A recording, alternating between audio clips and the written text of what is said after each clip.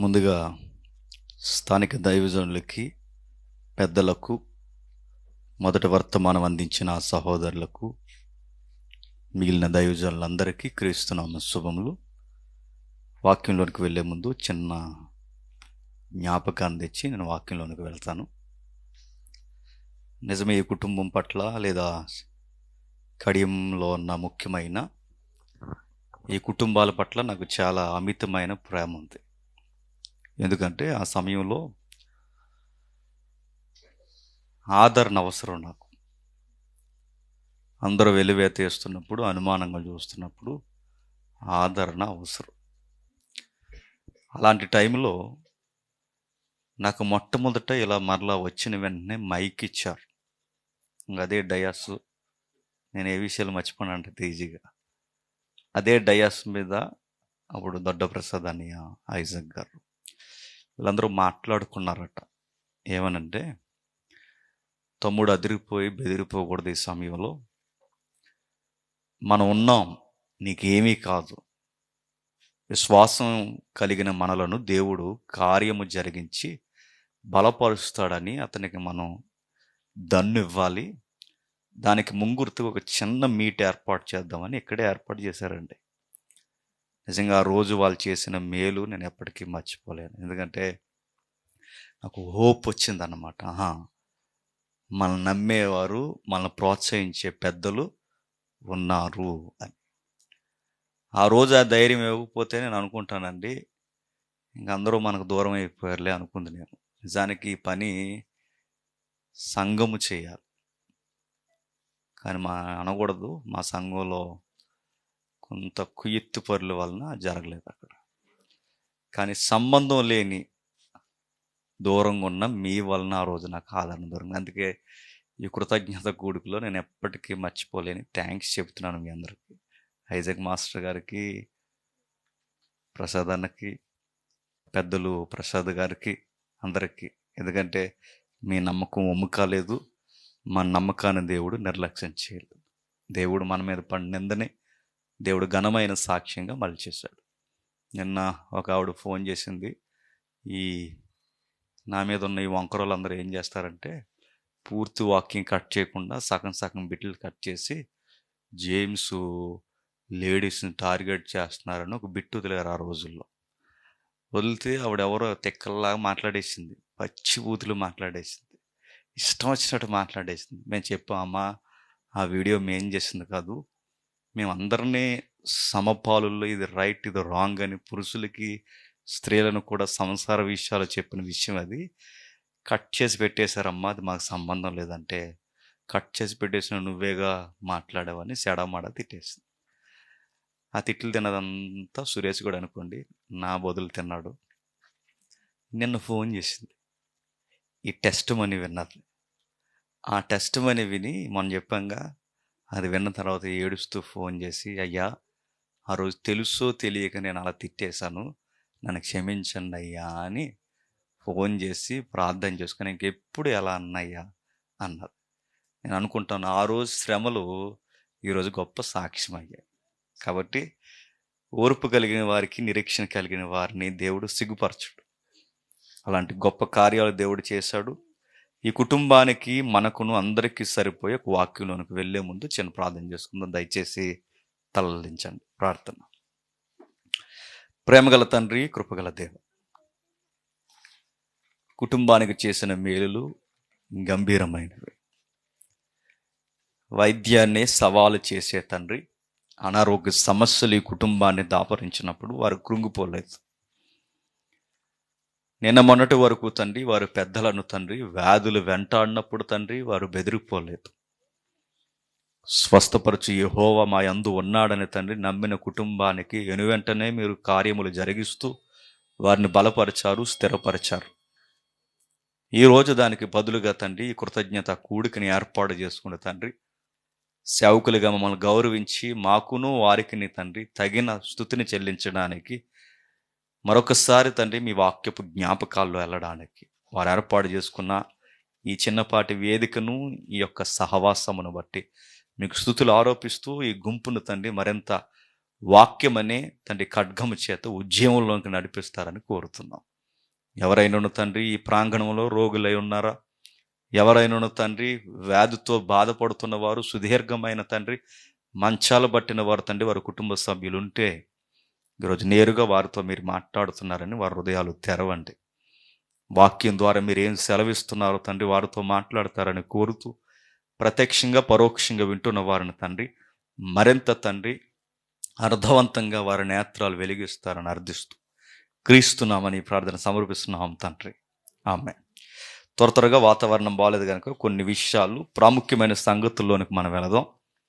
యాకోబు రాసిన పత్రిక, యాకోబు గారు రాసిన పత్రిక 5వ అధ్యాయం, యాకోబు గారు రాసిన పత్రిక 5వ అధ్యాయం. చాలా చాలా ఇంపార్టెంట్ వచనాలండి. 5వ అధ్యాయం 13వ వచనం నుండి సుమారు 20వ వచనం వరకు ఇప్పుడు మనం చదవబోతున్నాం. చదువుదాం ఒకసారి. 13వ వచనం నుండి. మీలో 5వ అధ్యాయం 13వ వచనం. మీలో ఎవరికైనాను శ్రమ సంభవించిన అతడు ప్రార్థన చేయవలను, ఎవరికైనాను సంతోషము కలిగిన అతడు కీర్తనలు పాడవలను. ఆగుతాం. ఈ వచనాలు చదువుతున్నప్పుడు సామాన్యమైన మాటల్లాగా అనిపిస్తాయి, కానీ ప్రాక్టికల్గా ఒక విశ్వాస దాన్ని ఫోకస్ చేసినప్పుడు అరే ఇది నిజమేరా, యాకోబు గారు చెప్పినట్టు మనం లేవురా అని అర్థమవుతుంది. నేను ముందుగానే ఒక సలహా ఇస్తున్నాను.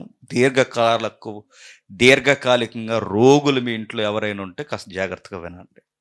మరలా భవిష్యత్తులో మనకేమైనా రోగాలు బెడద మనల్ని వెంబడిస్తే కూడా జాగ్రత్తగా వినండి. దేవుడు ఒక స్పష్టమైన ఒక విషయం చెప్తున్నాడు. అక్కడ ఒక లింక్ పెడుతున్నాడు చూడండి. మీలో ఎవరికైనాను శ్రమ సంభవించినా అతడు ప్రార్థన చేయవాలని ఒక మాట్లాడుతున్నాను. చెప్పండి, శ్రమ సంభవిస్తే ప్రార్థనే చేస్తారు. అది కూడా యాకోబు గారు చెప్పాలండి. ఆ మాట మీకు అర్థమవుతుందా? శ్రమ సంభవిస్తే ప్రార్థనే చేస్తారు. అదెందుకు చెప్తున్నారు అనుకుంటారేమో. ఎందుకు చెప్తున్నాడంటే, శ్రమ సంభవిస్తే ప్రార్థన చేస్తారని నీకు నాకు తెలిసినంత ఈజీ అనుకోకండి. మనుషులకి శ్రమ కలిగినప్పుడు ప్రార్థన చెయ్యరు. మరి ఏం చేస్తారు? శ్రమను గూర్చి పుంకాలుగా ఎదుటి వ్యక్తులతో డిస్కషన్ చేస్తారు.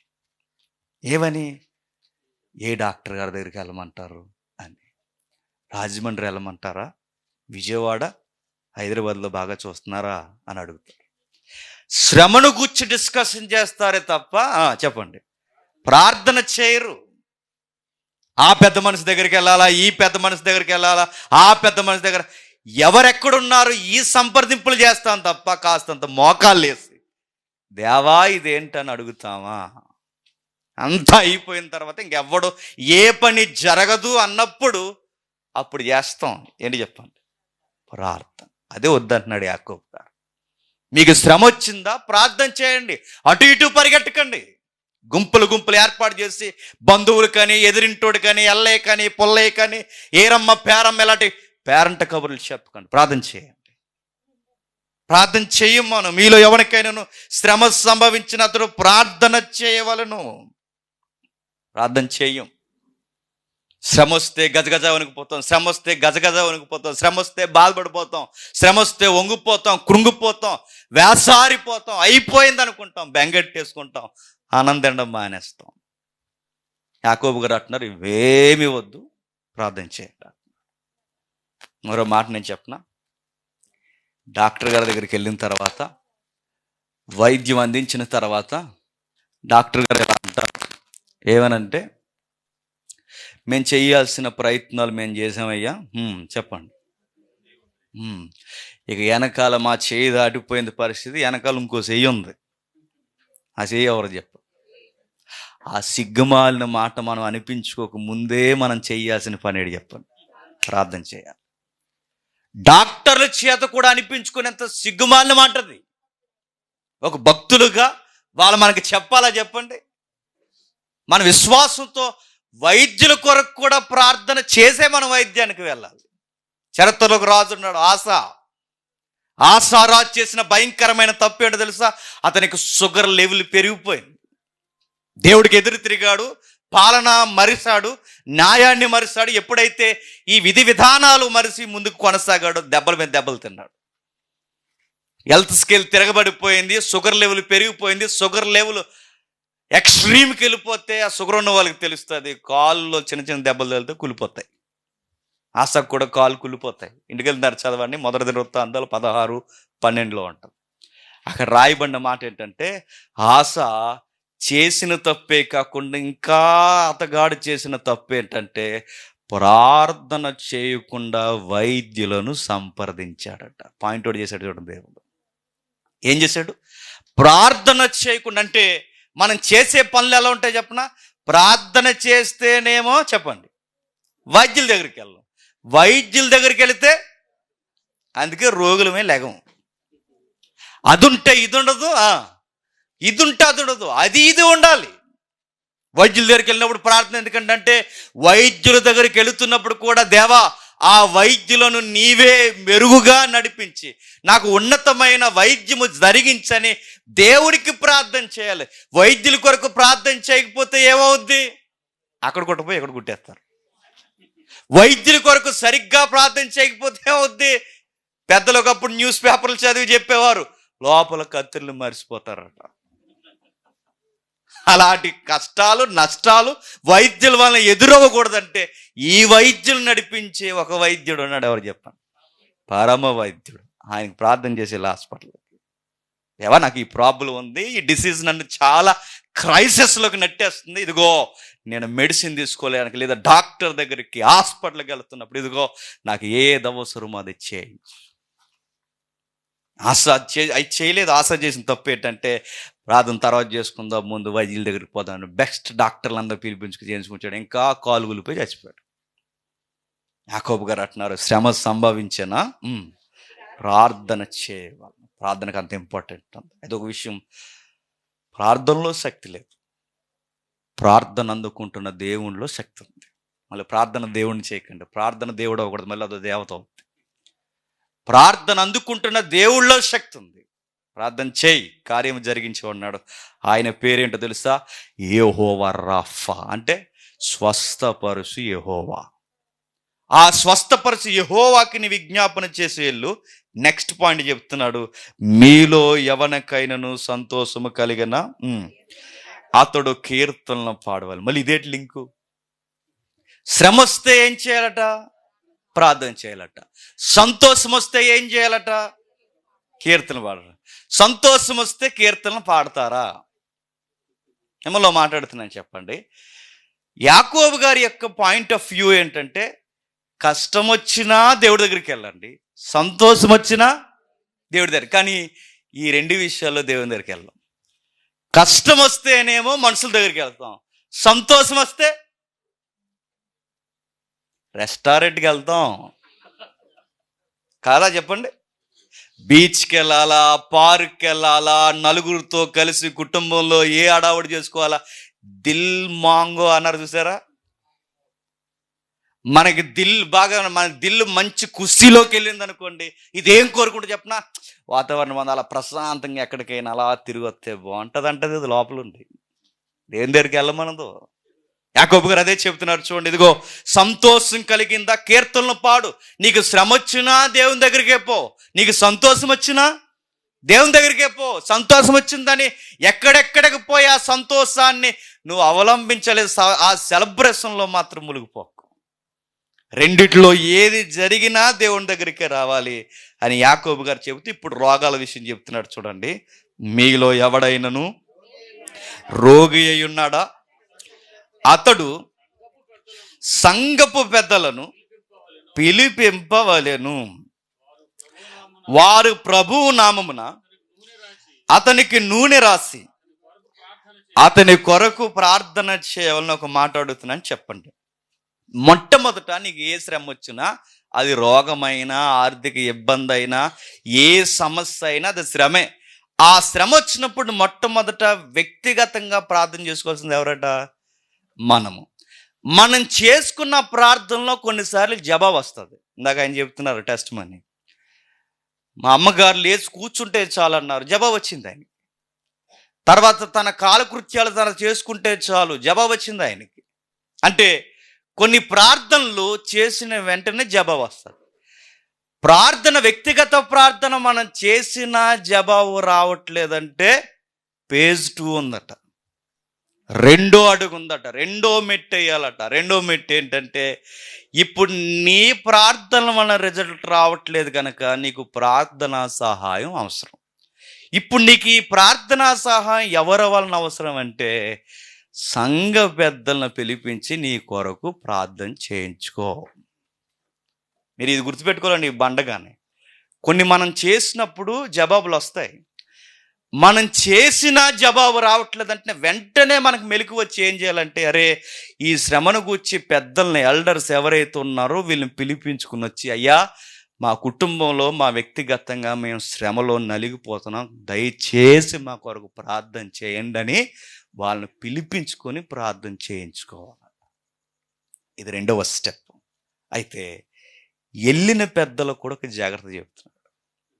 ఏం చెప్తున్నాడు చూద్దాం, బాగుంటుంది. మీలో ఎవడైనను రోగి అయి ఉన్నాడా, అతడు సంఘపు పెద్దలను పిలిపింపవలను, వాడు ప్రభువు నామమున అతనికి నూనె రాసి అతని కొరకు ప్రార్థన చేయవలెను. బాగా వినాలి. ప్రార్థనకు ముందు ఏం చేయాలి? అక్కడ ఉంది, చెప్పండి. ప్రార్థనకు ముందు ఏం చేయాలి? ప్రభువు నామమున నూనె రాయాలి. ఇప్పుడు అడుగుతున్నాను, ప్రార్థనకు ముందు ప్రభువు నామం నూనె రాయడం అంటే ఏంటి? ప్రార్థనకు ముందు ప్రభువు నామం నూనె రాయడం అంటే సర్వీస్ చేయాలట, సేవ. ఒక ఇంట్లో ఎవరైనా రోగులుంటే వాళ్ళకి కావలసిన వైద్యము, వాళ్ళకి కావలసిన పరిచర్య చేసి అప్పుడు ఏం చేయాలి? ప్రార్థన చేయాలి. అలా చేస్తారండి? తెల్ల సొక్కాలు, ఇస్త్రీ సొక్కాలు నలగకుండా అక్కడ నిలబడి ఇలా వెనక్కి చేతులు పెట్టుకుని, అలా జరిగిందా, బిల్లు గట్టిగా వేసారా అని మాట్లాడి ఏమాత్రం చెమటెక్కకుండా కళ్ళు మూసుకొని ప్రార్థన చేద్దాం, ప్రార్థన చేసి మంచిది వెళ్తున్నాం అంటారు. అండ్ అలా చేయమని ఉందండి. టీవీ 9లో వేస్తారు కొటేషన్, ఎప్పుడని చూసారా? టీవీ 9లో మదర్ తెరీసా గారు కొటేషన్ వేస్తారు. ఏమని వేస్తారు చెప్పనా? ప్రార్థించే పెదవుల కన్నా సహాయం చేసే చేతుల మిన్న. అంటే ప్రార్థనకు ముందు ఒక రోగికి అందాల్సింది ఏమని చెప్పిందో తెలుసా తల్లి? ముందు సర్వీస్ చేయాలి, సహాయం చేయాలి. ఆ మాట మదర్ తెరీసా గారికి ఎలా తెలిసిందంటే, ఇదిగో ఈ వాక్యాలు తెలుసు వాళ్ళకి. ప్రార్థించేసి మన సొక్కాలను నలగకుండా ఇంటికి వెళ్ళిపోమని చెప్పలేదు, సర్వీస్ చేయి. అతను రోగై ఉన్నాడు, వాడికి మెడిసిన్ కూడా తెచ్చుకోలేకపోతున్నాడు, అంతే. వాడి కాళ్ళకు నూనె పెడితే కానీ వాడికి స్వస్థత రాదేమో, పెట్టు. వాడు లేవలేని పరిస్థితులు ఉండడానికి వాడు వైద్యాన్ని అందించు. బైబుల్ అని అడుక్కుందో మీరు కావాలంటే చూడండి. తిమోతి, నీకు ఇదిగో స్టమక్ ప్రాబ్లం ఉందని నాకు తెలుసు, ఇదిగో నా ఫాలోవర్స్ కున్న మీ అందరికీ మీకు అనారోగ్య సమస్యలు ఎవరైతే అయితే నేను పని చేస్తాను, మీ కొరకు ప్రార్థన చేస్తాను, మీరు వెళ్ళి ఆ మెడిసిన్గా గ్రేప్ జ్యూస్ తీసుకోండి అన్నాడు ఆయన. గుగ్గులు బాగా వినాలి. వాళ్ళ గూర్చి మనం చదువుతున్నప్పుడు హిజ్కియాకి భయంకరమైన క్యాన్సర్ కంత పైన వచ్చేస్తుంది. ఆ భయంకరమైన క్యాన్సర్ కంత వచ్చినప్పుడు దేవుడు ఏం చెప్పాడు చెప్పనా? ప్రార్థన చేయి, నీకు జవాబు ఇస్తాను, అయితే నువ్వు మెడిసిన్ కూడా తీసుకో. పైన ఎట్టుకున్నాడు అంజూరపు ముద్ద. ఆ రోజుకి వాళ్ళకి మెడిసిన్ ఏదంటే నూనె రాయడమే. ఆ రోజులకి వాళ్ళకి వైద్యం నూనె రాయడం. నడినెత్త మొదలుకొని అరికాల వరకు వాళ్ళకి పుల్లు ఏమని ఉంటే వాటిని మెత్తన చేసి ఆ పట్టిన పుల్లికి పట్టిన రసి, ఆ సీమ్, ఆ భయంకరమైన ఆ వాసన కట్టేది ఏదైతే ఉందో దాన్ని పూర్తిగా క్లీన్ చేసి దాన్ని నివారణ చేయడానికి ఆ నూనె రాసి ఇసుక్కోకుండా, సిరాకు పడకుండా దానికి నూనె రాసి సర్వీస్ చేసి అప్పుడు ప్రార్థన చేయాలట. చేస్తామండి? ఎవరింటికైనా వెళ్ళండి, కొంతమంది ఉంటారు రోగులు, సంఘానికి వచ్చిన వాళ్ళు లేవరే, వాళ్ళు అన్నం వండుకోవడం కూడా లేవలేరండి. అలా టైంలో పెద్దలకు వెళ్ళినప్పుడు మనం ఏం చేయాలి? నువ్వేం ఇబ్బంది పడకమ్మా, నువ్వేం కంగారు పడుకో, మీకు భోజనం కోసం ఆలోచించకండి, మేము చూసుకుంటాం, మీరు ధైర్యంగా అక్కడ ఉండండి, మీకు వంట వండుతాం, ఆ మాసిన బట్టలు ఉంటే మాకు ఇవ్వండి, మేము ఉతుకుతాం, మీ ఇంట్లో ఊడ్చలేదా మీకు కంగారు పడకండి, మేము ఊడుస్తాం, మీకు అన్ని సర్వీస్ చేస్తాం, మీ బిడ్డ కొరకు మెడిసిన్ కావాలా మేము తెస్తాం. ఇది చేయాలట. ఎవరు చేస్తున్నారండి? చేయరు. ఇక రాస్తారు నూనె, అంతే అయిపోయింది, సిలువు నూనె. ఆ టెక్స్ట్ ఏముంది, చేస్తున్న పనులేమున్నా ఒకసారి చూడండి. సర్వీస్ చేస్తే ఏమవుద్దంటే వాళ్ళు గుర్తుపెట్టుకుంటారు. ఇదిగో వాళ్ళు గుర్తుపెట్టి నీ ప్రేమను అనుభవించడం స్టార్ట్ చేస్తారు. నీలో పెద్దలు ఎవరైనా ఉంటే వెళ్ళి ఇదిగో ఈ పని చేయండి. కానీ ఇలా అనకూడదు. కానీ ఒక మాట అంటానండి, కొంతమంది పెద్దలకు ఎదుగుతారు కానీ వాళ్ళకి బిహేవియర్ తెలియదు. ఇలా రోగి ముందే ఏమంటారు చెప్పనా, ఏదో దేవుడికి విరుద్ధమైన పని చేసి ఉంటాడు రేడు, అందుకే దేవుడు ఏంటి మంచం పట్టించేయండి ఏంటి. ఇలా నేను అంటానండి, ఇలాంటి వాళ్ళు వెళ్ళకపోతేనే మంచిది. ఇప్పటికే శారీరకంగా చచ్చాడు, ఈ మాటలకు ఇంకేం చేస్తాడు చెప్పండి. ఒకవేళ నిజమే వాడు దేవుడికి ఏదో విరుద్ధమని చేశాడు, అది ఆ మనిషి కినబడేలా ఆ బిహేవియర్లు ఎందుకు చూపిస్తున్నారు?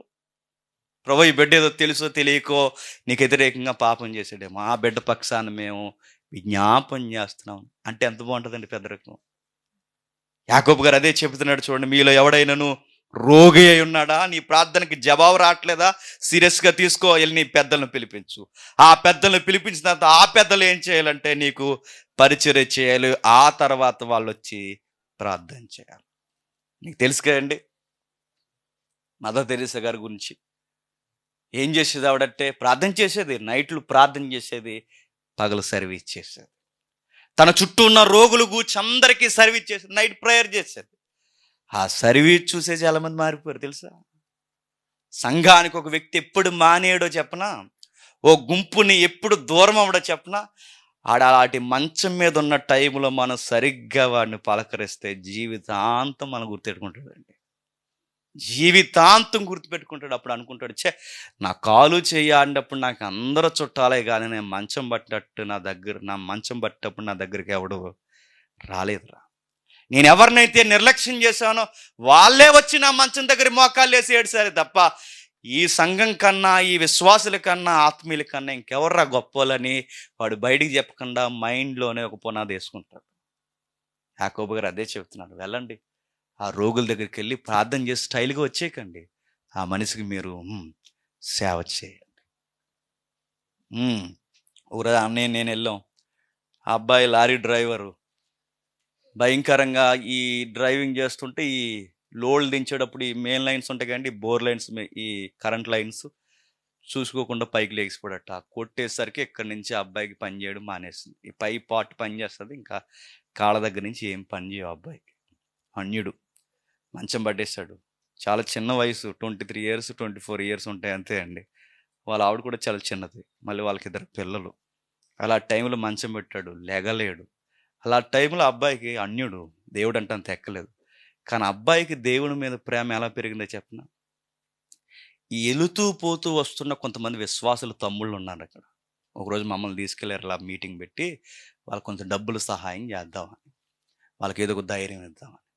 అన్నయ్య నేను వెళ్ళాం, ఎవరు లేరు మీటింగ్, అక్కడెవరు ఉంటారు, 4 ఉన్నారు, అదే మీటింగ్. మొన్న లాస్ట్ ఇయర్ ఎప్పుడు జరిగింది అనుకుంటా. ఆ కూర్చున్నాక మాట్లాడేసాం. లోపలికి వెళ్ళిన తర్వాత ఆ అబ్బాయి నూనె రాస్తారనమాట, అబ్బాయి కాళ్ళకి నూనె రాస్తారు. నేను ఇలాగ తెల్ల సొక్కలు వేసుకుని ఉన్నాం, ప్రార్థన చేయమన్నారు. మేము ఒకటే చేసామండి, ఇదే మాటలు నేను అక్కడ చెప్పాను. వెంటనే మోకాళ్ళు వేసి ఆ అబ్బాయి కాళ్ళు మేము పట్టుకుని, తమ్ముడు ప్రార్థనకు ముందు నీకు కొంతసేపు మేము మసాజ్ చేస్తామని ఆయనో కాల్ తీసుకున్నాడు, నేనో కాల్ తీసుకున్నాను. ఎప్పుడైతే ఈ మోకాళ్ళు వేసి ఆయనకు నూనె రాసి మేము ఎప్పుడైతే ఈ సర్వీస్ చేస్తున్నామో ఆ కాళ్ళు పట్టుకుని నా కుర్రోడు ఆడడం మొదలెట్టాడు. మేము ఎప్పుడైతే మోకాళ్ళు వేసాం, వెనకాల చుట్టుపక్కల వాళ్ళు ఉంటారు చూసారా, వాళ్ళు ఎంతగా చూడడం మొదలెట్టారు. ఆ అబ్బాయికి ఏం గుర్తుండిపోయిందో చెప్పనా, మనం 5 నిమిషాలు చేసిన ఆ సర్వీస్ని చూసారా, ఆ సర్వీస్ గుర్తుండిపోయింది. మనుషులు గుర్తుపెట్టుకుంటారు. ఎప్పుడైతే అది గుర్తుపెట్టుకుంటే ఈ రోజుకి అబ్బాయి ఇప్పుడిప్పుడే కాస్త కదులుతున్నాడట. అబ్బాయికి ఈ రోజుకి గుర్తుండిపోయింది అని చెప్పినా, నా పేరు తెలియదు అంతగా, నా వీడియో చూద్దారని పేరు తెలియదు, దగ్గర చదువుకోలేదు. ఆ అబ్బాయికి గుర్తుండిపోయింది ఈ రోజుకి ఏడు చెప్పినా, ఆ రోజు నాకు మోకాళ్ళు వేసారు అన్నయ్యలు ఇద్దరేనా అంటాడు. వాళ్ళకి మోకాళ్ళే గుర్తున్నాయి చూసారా. ఆ అబ్బాయికి అదే గుర్తుంది, ఆ మోకాళ్ళు వేసిందే గుర్తుంది. యాకోబు గారు ఏమంటున్నారంటే, అరే మనుషులను ఈ విధముగా సంపాదించాలి. పేజ్ 3 ఇప్పుడు చెప్తున్నాడు చూడండి. విశ్వాస సహితమైన ప్రార్థన ఆ రోగిని స్వస్థపరిచి ప్రభు అతను లేపును. ఎప్పుడు పెద్దలు చేసినప్పుడు, ఆ చక్కటి సర్వీస్ జరిగినప్పుడు విశ్వాస సహితమైన ప్రార్థన ఆ రోగిని ప్రభు లేపేస్తాడు. అయినా ప్రభు అతను లేపును. అతడు పాపములు చేసిన వాడైతే పాపపు క్షమాపణ నొందును. ఇది 3వ పాయింట్ అండి. మొట్టమొదటి ఏం చేయాలట? మనకి ఏదన్నా ప్రాబ్లం వస్తే ముందు మనం ప్రార్థన చేసుకోవాలి. అయినా జవాబు రావట్లేదంటే పెద్దలను పిలిపించాలి. పెద్దలు వచ్చినా జవాబు రావట్లేదంటే 3వ స్టేజ్ ఉంది. మన రోగాలకి చెప్పండి, మన పాపాలకి సంబంధాలు ఉంటాయట. అన్ని రోగాలు పాపాల వలన వచ్చినవి కాదు. అన్ని పాపాలకి రోగాలు రావు. అది గుర్తుపెట్టుకోవాలి. అయితే యాకోబు గారు కొన్ని మొండివి చెబుతున్నాడు. ఆ మొండి విషయాలు ఏంటి చెప్తున్నాడు చూడండి.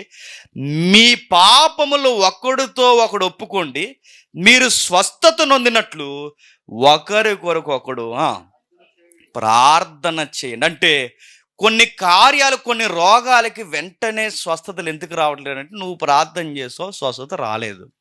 తర్వాత పెద్దలు వచ్చి ప్రార్థన చేస్తారు, స్వస్థత రాలేదు. ఇద్దరు ప్రార్థన చేసినా స్వస్థత రాలేదంటే సంథింగ్ నీలో ఏదో దోబూచులాడుతుంది. అది ఒప్పుకోవడానికే దేవుడు ఆ రోగాన్ని అలా ఉంచాడట. ఏముందంటే ఏదో పాపం ఉందట మనలో. అంటే కొన్ని పాపాలకి రోగాలకి ఏముంటాయన్నమాట. అందుకే ప్రభు చూసారా, రోగులను స్వస్థపరిచి ముందు ఆయన ఏం చేసేవాడు చెప్పండి? నీ పాపాలు క్షమింపబడ్డాయి అనేవాడు. అన్ని సందర్భాల్లో అనలేదు ఆయన. కొన్ని రోగులను స్వస్థపరిచిదిగో మీ పాపాలు క్షమింపబడేందుకు, దానికి దీనికి, నీకు ఆత్మీయమైన రోగానికి, శరీరమైన ఈ రోగానికి సంబంధం ఉందట. అందుకే మరి ఏం చేయాలంటే, ఇప్పుడు కేవలం రోగం కొరకే కాదు, కేవలం పెద్దలతో కలిసే కాదు, ఇప్పుడు ఆ ప్రార్థనలో, ఆ ప్రేయర్ పాయింట్లో ఏం పెట్టాలంటే, ప్రభువా మేము ఒక రోజు పాపం చేశాను, బహుశా రోజు నుంచి ఈ రోజు వరకు నా జీవితంలో అతలాకుతలం అవుతుంది, దానివల్ల నేను ఇబ్బంది పెడుతున్నానేమో, పడుతున్నానేమో, ఆ పాపాన్ని ఒప్పుకుంటున్నాను ప్రభువా అని ఒప్పుకుంటే అప్పుడు ఏమవుద్దట? స్వస్థత కలుగుద్ద. అయితే ఒక లింక్ ఎట్టాడు చూడండి. ఒకడితో ఒకడు ఒప్పుకొని ప్రార్థన చేయండి. ఒకడితో ఒకడంటే ఎవరితో పడితే ఆడతాను కాదు. ఎవరున్నారంటే అక్కడ? పెద్దలంటే ఎవరు? పెద్దలంటే రిటైర్ అయిపోయిన ఎంప్లాయీలు కాదు. పెద్దలంటే మంచి సాక్ష్యం ఉన్నవారు పెద్దలు. విషయాన్ని హృదయంలో దాచుకొని గంభీరంగా వ్యవహరించే వ్యక్తులు పెద్దలు. పెద్దలు అంటే ఇంగ్లీష్ బైబిల్ అన్నారు, మెచ్యూరిటీ యాటిట్యూడ్ ఉండాలట. మెచ్యూరిటీ అంటే ఏం మాట్లాడాలి, ఏం మాట్లాడకూడదు, ఏ విషయం దాయాలి, ఏ విషయం దాయకూడదు, ఈ బిహేవియర్ దేవుని ఎదుట ఎవడైతే గుర్తించుకుంటాడో వాడు పెద్ద.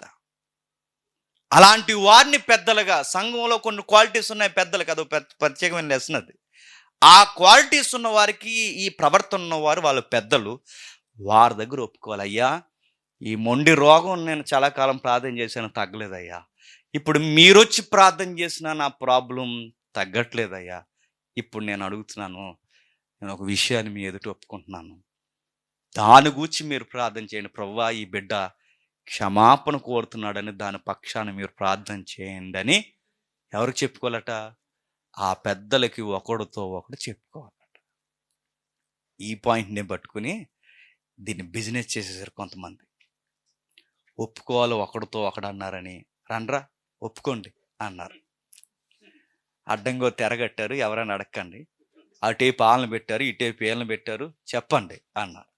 వాళ్ళు తెగ చదివేశారు. ఆ చదివేసిన తర్వాత ఆ రికార్డ్ అంతా ఎక్కించుకుని బ్లాక్మెయిల్ చేయడం మొదలెట్టాడు. అందుకే ఎవరితో పడితే ఆడితే చెప్పకూడదు, ఎందుకంటే వాళ్ళు వంకరోళ్ళు, వాళ్ళు ఉంటారు.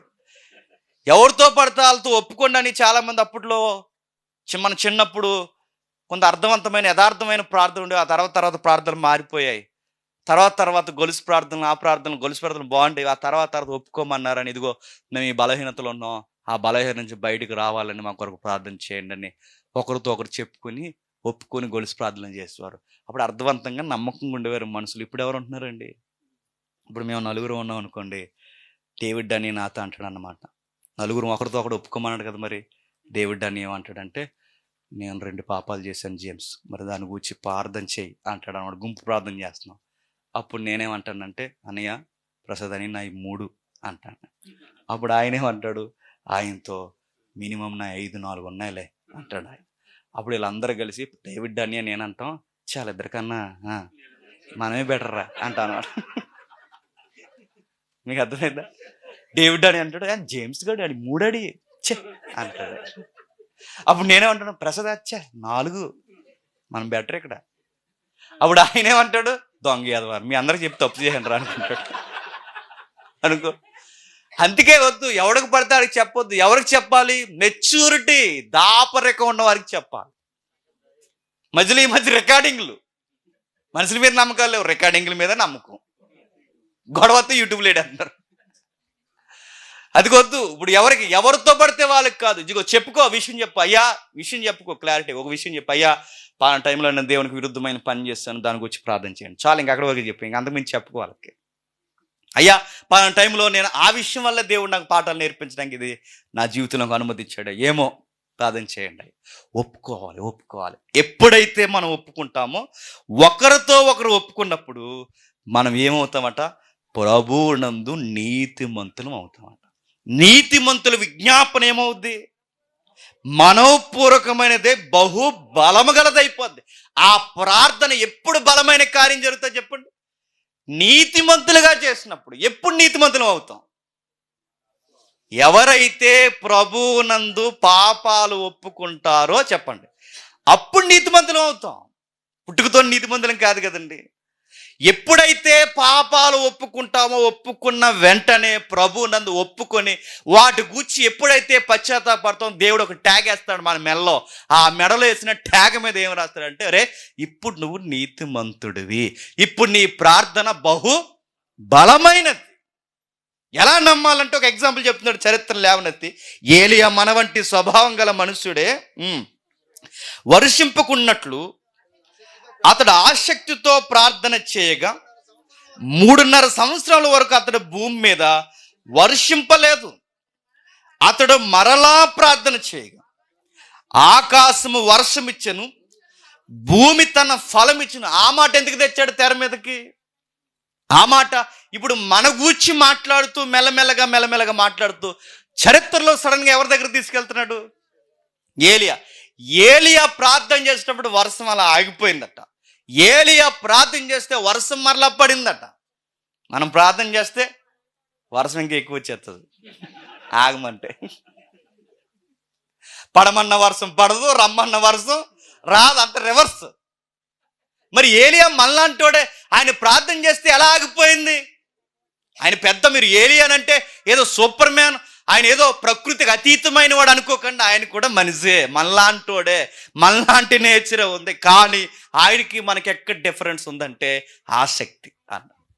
ఆసక్తిలో పర్యాయ పదాలు, దాన్ని వ్యాఖ్యానకర్తలు ఏమన్నారంటే, ఆయన ప్రార్థనకి వెళ్ళే ముందు తనను తాను ఒప్పుకొని, తనను తాను కడుక్కొని, దేవుని ఎదుట తమ్మును తాము తగ్గించుకున్న నీతిమంతులు గనక, ఆసక్తితో ప్రార్థన చేశారు గనకే వాళ్ళ కార్యాలు జరిగాయి. ఈ లింక్ ఎందుకు పెడుతున్నాడంటే, ఒక సామాన్యుడు ప్రార్థన చేస్తే ప్రకృతినే ఆపేసినోడు, అదే సామాన్యమైన వ్యక్తులు మీరు ప్రార్థన చేస్తే మీకు ఎలాంటి మొండి రోగాలనైనా చెప్పండి ఆపేస్తాడు. అది పాయింట్ అక్కడ చెప్పేది. ఆయన ప్రకృతిని ఆపేసినాడు. మీకు వచ్చిన ఈ జ్వరాలు, ఈ బలహీనతలు, ఇది పెద్ద విషయమా? వర్షాన్ని ఆపేస్తాడు, తుఫాన్లే ఆపేస్తాడు, భూకంపాలని ఆపేస్తాడు, కరువునే ఆపేస్తాడు. ప్రార్థనలకు ఎరుకోగోళ్ళలో ఎర్ర సముద్రాలే ఆగిపోయి కూలిపోతే మీ రోగాలు ఏ పాటివి అంటున్నాడు ఆయన. రోగాలు కూడా ఆపేస్తాడంటే ఆపేస్తాడు. కొంతమంది ప్రార్థన చూడండి, కొంతమంది సాక్ష్యాలు వింటే బిత్తరపోతామండి మనం. వాళ్ళు ఏం చెప్తారు చెప్పినా, డాక్టర్ గారు ఎప్పుడో చెప్పేశారట, ఇదిగో ఇతడు లేదా ఈమె 4 సంవత్సరాల కన్నా ఎక్కువ బతకదట అని చెప్పేశారు డాక్టర్ గారు. విషయం ఏంటి చెప్పిన, 4 సంవత్సరాలు చెప్పి 20 సంవత్సరాలు అయింది, ఇంకా బతుకుందా? ఏ అంతే అది. మా ఊర్లో కుర్రోడు ఉన్నాడు, అయిపోయింది, ఇంకా బతకడు. ఎందుకంటే ఈ తల మీద దెబ్బ తగిలినాడు, ఎవడో లెగడనేసి డిసైడ్ అయిపోయారు. ఎందుకంటే వాడి కపాలం పెగిలిపోయింది, ఇక కపాలం కుట్టడానికి కూడా లేదు, లోపల ఉన్న మెదడు బయటకు కనబడిపోయింది. మా బామ్మ 8 ముక్కలు అయిపోయాడు, ఇక అవుట్, ఇక బతకడు. ఎందుకంటే తలకు దెబ్బ తగిలిన వారు బతకరు, అసాధ్యం అన్నారు. విషయం ఏంటి చెప్పిన, నెలలు సంవత్సరాలు గడిచిన లేవలేని భయంకరమైన యాక్సిడెంట్ అయిన కుర్రోడు నెలల వ్యవధిలోనే లేచి కూర్చున్నాడు.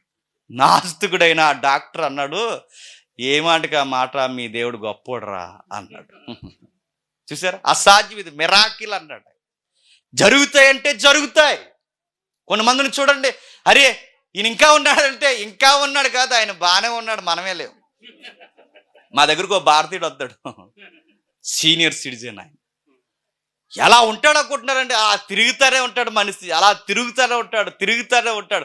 సార్ మెట్లు కొంచెం స్లోగా దిగండి, ఎందుకు అలాగంటే, నన్ను స్లోగా దిగమంటావు అంటాడు.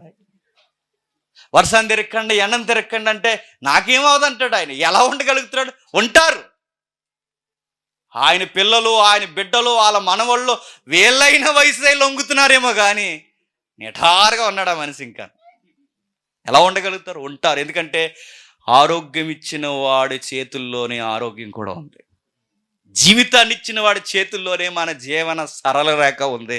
అందుకే యాకోబు గారు అంటున్నారు, ఇదిగో మీరు అదరిపోకండి, బెదిరిపోకండి, శ్రమ వచ్చినా ఆయన దగ్గరికే పారిపోండి, సంతోషం వచ్చినా ఆయన దగ్గరికే పరిగెట్టండి, రోగాలు బాధపడుతున్నా ఆయన దగ్గరికి వెళ్ళండి. ఇంకా మీకు ఇంకా దీర్ఘకాలిక మొండు రోగంగా ఏడిపిస్తుందా, ఏదో ఉంది, ఒప్పేసుకోండి, అయిపోద్ది అక్కడితో.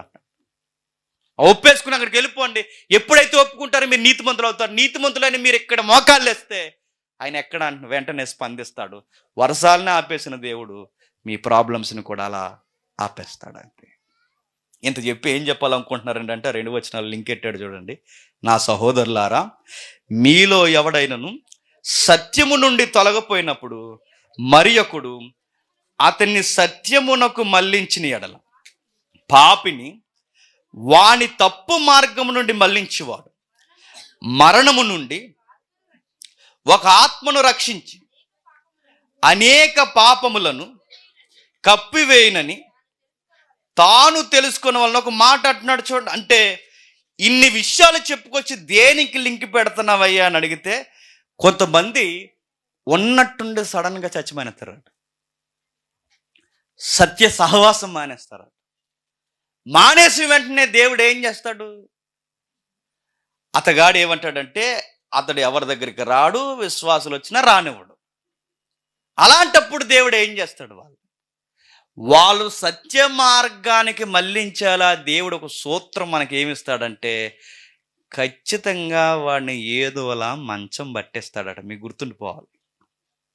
మీరు సంఘం మానేసి తిరుగుతారు కొంతమంది మొండుబకాయలు.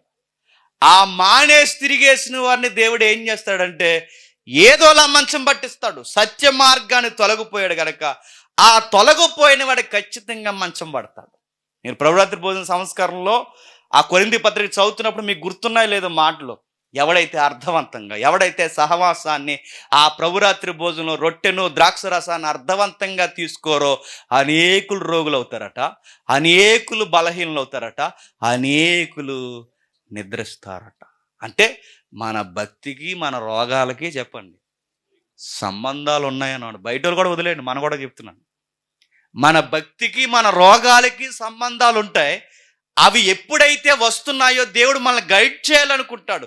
ఆ గైడ్ చేయాలనుకున్నప్పుడు వాడు సత్య మార్గానికి మరలా రావడానికి వాడిని మంచం పట్టిస్తాడు. ఆ టైంలో మనం ఏం చేయాలంటే ఆ మంచం పట్టినప్పుడు వాడి దగ్గరికి మనం వెళ్ళాలి. వెళ్ళి వాడికి సర్వీస్ చేసి, ప్రార్థన చేసి, పలకరించి, ఆ రోగు లేచేంత వరకు ఆ ఇంటిని పలకరిస్తూ ఉంటే వాడు లేచిన తర్వాత ఏమంటాడు చెప్పనా? ఎందరో వస్తారనుకున్నాను, ఎవ్వరు రాలేదు, కానీ నాకు ఒకే ఒక్కరు దిక్కయ్యారు, నేను తృణీకరించిన సంఘమే నాకు దిక్కయ్యారని. ఇంతకన్నా గొప్ప సహవాసం ఎవరు కావాలి? నాకు చుట్టాలు లేకపోయినా పర్లేదు, పట్టాలు లేకపోయినా పర్లేదు, ఎవరు లేకపోయినా పర్లేదు, నాకు ఈ సంఘం ఉంటే చాలని ఆ ప్రేమను బట్టి మరలా పరుగు ఎక్కడికి వస్తాడట? సంఘంలోకి వస్తాడు. అంటే సత్యం నుంచి తప్పిపోయిన మరలా సత్యంలోకి రప్పించడానికి దేవుడు మనల్ని ఏం చేస్తాడు చెప్పనా? ఆ టయానికి వాడికి ఏదో ఒక ప్రాబ్లం పెట్టాడు, మంచం పెడదా, ఆ టైంలో వాడికి అర్థమవుతుంది. వాడు లేచిన తర్వాత అంటాడు, అన్న తప్పు అయిపోయింది, ఆ రోజు అలా మాట్లాడడం తప్పు అయిపోయింది, సంఘాన్ని తృణీకరించాను, తప్పు అయిపోయింది. అప్పుడు మనం ఏమంటాం? జరిగింది ఏదో జరిగిపోయింది, దేవుడు వాటన్నిటినీ క్షమించేసి దేవుడు నిన్ను ఆహ్వానిస్తున్నాడు, రా బ్రదర్ అంటే మళ్ళీ ఇంకెప్పుడు మానకుండా ఒంటరి సమయంలో నా పక్షాన్ని నిలబడింది ఒకే ఒక్కరని గుర్తుపెట్టుకుంటాడు. ఎవరు చెప్పండి? సంఘము అని గుర్తుపెట్టుకుంటాడు. అందుకే ఏ విజిటింగ్లు చేసినా పర్లేదు కానీ, చేయకపోయినా పర్లేదు కానీ, హౌస్ విజిటింగ్లు ఎక్కువ చేయాలండి. అక్కడే దొరుకుతారు మనకి. హౌస్ విజిటింగ్ ఎప్పుడైతే చేస్తామో ఖచ్చితంగా దొరుకుతారు, బలపడతారు. వారి కొరకు మనం ప్రార్థన ఎప్పుడైతే చేస్తామో బలపడతారు. ఒకవేళ ఎవరో చేయలేదు అనుకోండి, మనమే రోగులు, మనమే పేషెంట్లు అయిపోయాం, ఎవరు రాలేదు, సంఘం రాలేదు. అలా టైంలో మనం ఏ పాఠం నేర్చుకోవాలి? అరే, ఎవరికైనా ఒక రోగం వస్తే పలకరించకపోతే అది ఎంత బాధో నాకు అర్థమైంది. రేపొద్దు నీ గుంపులో ఎవరికైనా అలా జరిగితే అంత బాధ ఎవడో పడకూడదు, కాబట్టి ఆ బాధలు ఎలా ఉంటాయని నేను చూశాను అని ముందు మనమే చెప్పండి పరిగెట్టుకుని వెళ్ళి వాడికి వాదారు పైన ఇవ్వడానికైనా బహుశా దేవుడు మనకు ఒక అనుభవం నేర్పాడు. నీకు అర్థమవుతుందా? ఒకటి, మనదేదైనా మిస్టేక్ ఉంటే సంఘాన్ని పిలిపించడానికి రప్పించవచ్చు. లేదు, నీకేదైనా అనుభవాన్ని ఇచ్చేదిగో రోగులు ఒంటరి సమయంలో ఇంత విలవిలపోతారు, అలాంటి ప్రాబ్లమ్స్ ఎవరికైనా వస్తే కాస్త కేంద్రీకరించి నువ్వే సహాయకుడిగా ఉండని మనకు పాఠం నేర్పించడానికి ఇచ్చాడేమో. మనకు ఎలాగ అర్థమవుద్దా? మనకి ఎలాగ అర్థమవుతుంది చెప్పనా? ఆ రోజు ఏ ఎదవ నా దగ్గర రాలేదు కనుక ఈరోజు ఏ ఎదవ దగ్గరికి నేను అంత రివర్స్. మనం దేవుడు ఒకటి చెప్తే ఒకటి అర్థం అవుద్ది. నీకెందుకు చెప్పాడు? రే, ఇది ఎవడు రాకపోతే బాధ ఎంత ఉంటుందో నీకు అర్థమైంది, రేపు పొద్దున్న ఎవడైనా బాధపడితే వెళ్ళరా అని మనకు చెప్తే నేను వెళ్ళను, ఆ రోజు నా దగ్గరికి ఎవడో రాలేదు అంట. యాకోబు గారు అదే వద్దు అంటున్నారు. బాబు, మీరు ఒకరితో ఒకరు సహవాసం అంటే అవినాభావ సంబంధం ఉంది. అప్పుడప్పుడు బాధలు వస్తాయి, సంతోషాలు వస్తాయి, శ్రమలు వస్తాయి, ఇవన్నిట్లో సహవాసం బలపడాలి. అందుకే ఇవన్నీ అప్పుడప్పుడు పలకరిస్తాయి. ఇప్పుడు ఈ బాధలు లేకపోతే ఇక్కడ టెంట్ ఉందా? టెంట్ లేకపోతే ఇక్కడ వాక్యం ఉందా? ఆ బాధల వల్ల సహవాసం బలపడింది కదా మనకి. ఆ బాధలు, నాకు శ్రమ వచ్చినప్పుడు వీళ్ళ మనసులో నా స్థాయి అంటే నాకు అర్థమైంది. కొన్ని అర్థమవుతాయి, కొన్ని సహవాసాలు బలపడితే నన్ను ఎంతగా హార్ట్ఫుల్గా ప్రేమిస్తున్నారని అర్థమవుతుంది. శ్రీకాంతానికి నాకు చాలా లవ్ అఫేర్ ఉంది, తప్పుగా అనుకోకండి. చాలా చాలా ఇంపార్టెంట్ ఇస్తారు. నాకు మొన్న తెలిసిందండి, జడ్జిమెంట్ వచ్చిన రోజు ఆ మనిషిని చివరి ప్రార్థన ఆ మనిషికి ఇచ్చారు. ఆడపిల్ల ఏడిసినట్టు ఏడిసాడు నా కోసం ప్రార్థన చేసి. మా ఆవిడ ఆడలేదు కానీ తర్వాత ఏడిసిందిలేండి ఇంట్లో. ఎలా ఏడ్చాడప్పుడు అనుకున్నా, నేనంటే ఇంత లవ్ చేస్తాడా? కొన్ని శ్రమలు మనకు వ్యక్తుల మధ్య ఎలా ఉన్నావో నేర్పిస్తాయి. కొన్ని శ్రమలు ఆ వ్యక్తుల మధ్య మన బంధాలేంటో బలాన్ని చూపిస్తాయి. కొన్ని శ్రమలు దేవుని ఎదుటి మనం ఎలా ఉన్నాం కూడా చెప్పండి చూపిస్తాయి. అందుకే యాకోబు గారు అంటున్నారు, ఇంకో ప్రాబ్లం వచ్చినప్పుడు మీకు కొన్ని లైన్స్ ఉన్నాయి. శ్రమ వచ్చిందా మీరు ప్రార్థన చేసుకోండి, తగ్గలేదా పెద్దలను పిలిపించండి, అయినా తగ్గలేదా పాపాలు ఒప్పుకోండి, అప్పుడు మీరు నీతిమంతులై విజ్ఞాపన చేయండి, ఎలాంటి రోగమైనా తగ్గిపోద్ది. ఎందుకంటే ఏలియా వర్షాలను ఆపేశాడు, మీ ప్రార్థనకు మీ రోగాలు కూడా ఆపేయవచ్చు. ఒకవేళ ఎవడైనా సత్యం నుంచి తొలగిపోయాడా, ఆ టైంను సరిగ్గా ఉపయోగించుకుంటే అతనికి సర్వీస్ చేయండి, ఖచ్చితంగా మళ్ళీ వెనక్కి తిరిగి వస్తాడు. ఆ సర్వీస్ చేసినప్పుడు ఒకవేళ ఆ రోగి గుర్తుపెట్టుకోలేదు అనుకోండి, ఎవరు గుర్తుపెట్టుకుంటారు చెప్పనా? దేవుడు గుర్తుపెట్టుకుంటాడు. ఎందుకు చెప్పనా? ఆయన జడ్జిమెంట్ రోజు ఇలా అంటాడట, ఆ రోజు నాకు నీళ్ళు ఇచ్చారు, ఆ రోజు మంచం మీద ఉంటే నాకు మెడిసిన్ ఇచ్చారు, ఆ రోజు నాకు అన్నం పెట్టారు, ఆ రోజు నాకు బట్టలు వేశారు, ఆ రోజు నన్ను పలకరించారు. మేమెప్పుడు ప్రభు అంటే వాడికి చేశారుగా, నాకు చేశారు అంటాడు. అంటే ఆ సర్వీస్ ఈ రోజు ఒకవేళ గుర్తుపెట్టుకోవచ్చేమో కానీ ఆ సర్వీస్ ఎవరు గుర్తుపెట్టుకుంటారట? దేవుడు. ఇంత నాణ్యమైన ఒక విలువైన సంగతిని మనకు పెట్టి 20 అంటున్నాడు, ఆ పాపిని వాడిని తప్పు మార్గం నుండి మళ్లించిన వాడు మరణం నుండి ఒక ఆత్మను రక్షించి అనేక పాపములను కప్పివేయనని తాను తెలుసుకున్న వాళ్ళని ఒక మాట అడుగుతున్నాను చెప్పండి. ఆ తప్పించిన తర్వాత అనేక పాపాలని కప్పివేయనని రక్షించిన వ్యక్తి తెలుసుకోవాలట. కొంతమంది వంకరోలు దీన్ని ఎలా అర్థం చేసుకున్నారంటే, అంటే తప్పిపోయిన ఆత్మలను మనం రక్షించి మనం ఎన్ని తప్పులు చేసినా, చూసారా, తప్పిపోయిన ఆత్మలను మనం రక్షించి మనం ఎన్ని తప్పులు చేసినా దేవుడు మన పాపాలను ఏం చేస్తాడట?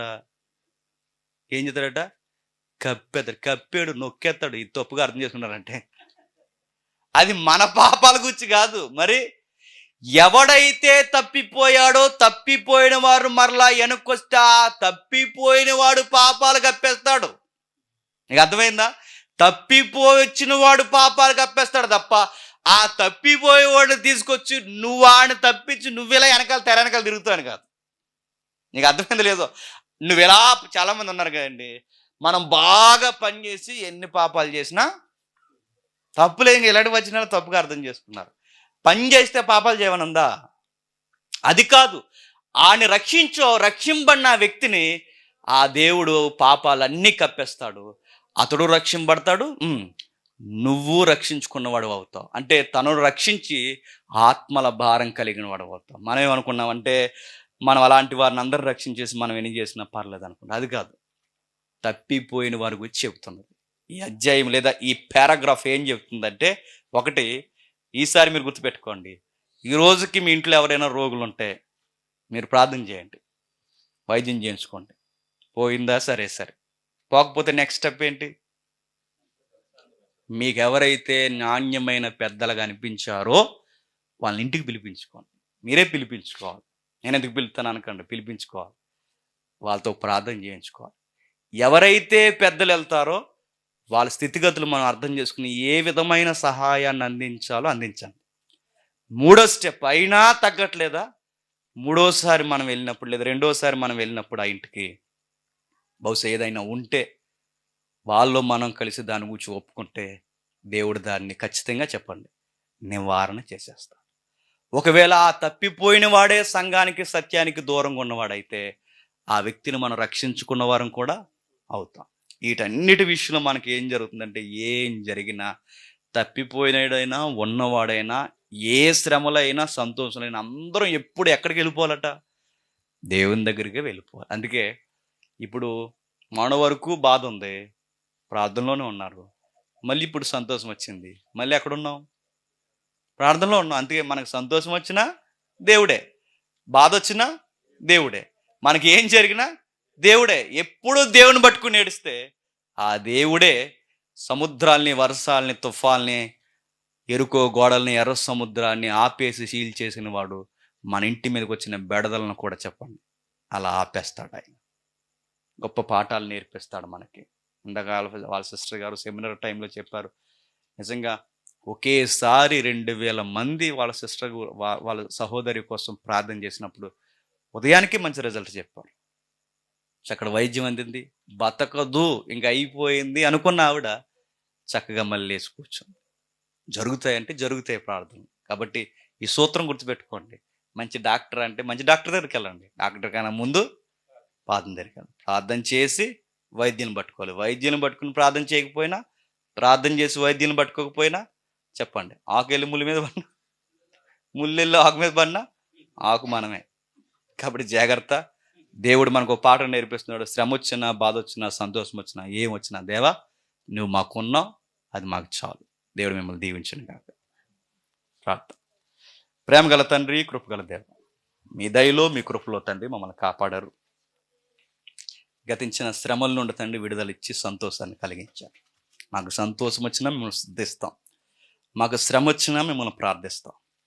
ఒకవేళ తీరని తండ్రి శరీర రోగాలు, మానసిక రుగ్మతలు ఏమైనా ఉన్నా మీ దగ్గరే పడి ఏడుస్తాం.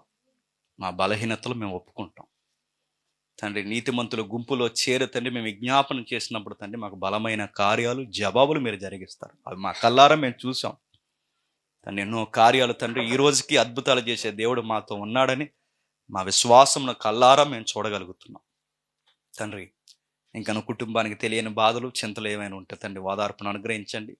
ఇంత మంచి ఆత్మీయ సహవాసంలో మరొకసారి వాక్యం మాట్లాడుకోవడానికి మీరు ఇచ్చిన ఈ చక్కటి తరుణమును బట్టి మీకు స్తుతులు, స్తోత్రములు తండ్రి తెలియజేస్తున్నాం. చుట్టుపక్కల తండ్రి వర్షాభావం ఉన్న ఇక్కడ తండ్రి మాకు అనుకూలమైన వాతావరణం ఏర్పరిచినందుకు మీకు స్తుతులు ఆరోపిస్తూ తండ్రి, నా ముందు మాట్లాడిన అన్నయ్యని, ప్రసాదాన్ని, అంకుల్ గారిని, మాస్టర్ గారిని, అందరినీ ఎవరైతే ఉన్నారో తండ్రి, అధ్యక్ష నడిపిస్తున్న శ్రీని గారిని తండ్రి, మమ్మల్ని ప్రేమించి వచ్చిన సహోదరులు, సహోదరి మనల్ని అందరినీ తండ్రి మీ చేతులకు అప్పగిస్తూ మీరే మరింత తండ్రి మమ్మల్ని అందరినీ కట్టి విశ్వాసంలో బలపరిచి నడిపిస్తారని కోరుతూ అన్ని విధాలుగా మీకు లొంగిపోతూ మమ్మల్ని సతులుగా భావించి ఈ రోజుకి మమ్మల్ని హేళన చేస్తున్న వారిని క్షమిస్తారని అర్థిస్తూ క్రీస్తున్నామని ప్రార్థన సమర్పిస్తున్నాం తండ్రి. ఆమేన్.